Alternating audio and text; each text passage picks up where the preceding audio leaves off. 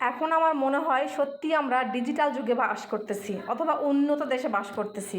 গ্রামে গঞ্জে কী দেখেছি, হাজব্যান্ড ওয়াইফ ঝামেলা হলে, ঝগড়া হলে তারা কি করে, মারামারি করে, হাতাহাতি করে, চুলা বন্ধ হয়ে যায়, রান্নাবান্না টোটালি বন্ধ হয়ে যায়। আর আমার ক্ষেত্রে কিন্তু সবসময় উল্টাটা হয়।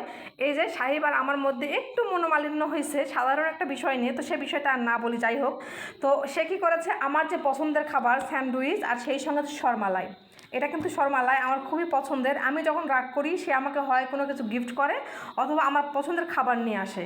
আর আমিও সেম ওর জন্য, আমাকে কিন্তু ও বলে নাই যে মুঠা বানাতে, তালের মুঠা এটা, ও কিন্তু আমাকে মুঠা বানাতে বলে নাই।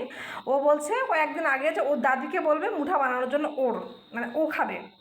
তো আমি কি করেছি, ওর রাগ হয়েছে দেখে আমি ওকে সরি না বলে ওর জন্য মুঠা তৈরি করেছি। আর সে আমার জন্য, সে জানতো না আমি মুঠা তৈরি করেছি, আর সে আমার জন্য করেছে কি স্যান্ডউইচ আর শরমালাই নিয়ে আসছে।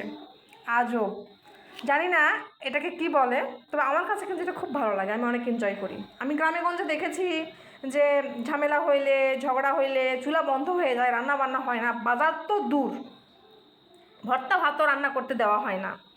কিন্তু আমার ক্ষেত্রে এটা হয় না। এই জন্য আমার মাঝে মাঝে মনে হয় যে না, ঠিক আছে, মানুষের একটু হলেও উন্নতি হয়েছে, আমরা উন্নত দেশে বাস না করতে পারি, আমাদের মনের অনেকটা উন্নতি হয়েছে।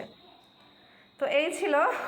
সে কিন্তু এখন, আমি যেহেতু স্যান্ডউইচটা খাই, 4টা নিয়ে আসছিলো, আমার আম্মু যেহেতু আছে, তো আমার আম্মুর জন্য একটা, আমার 2 মেয়ের জন্য একটা, আমার জন্য।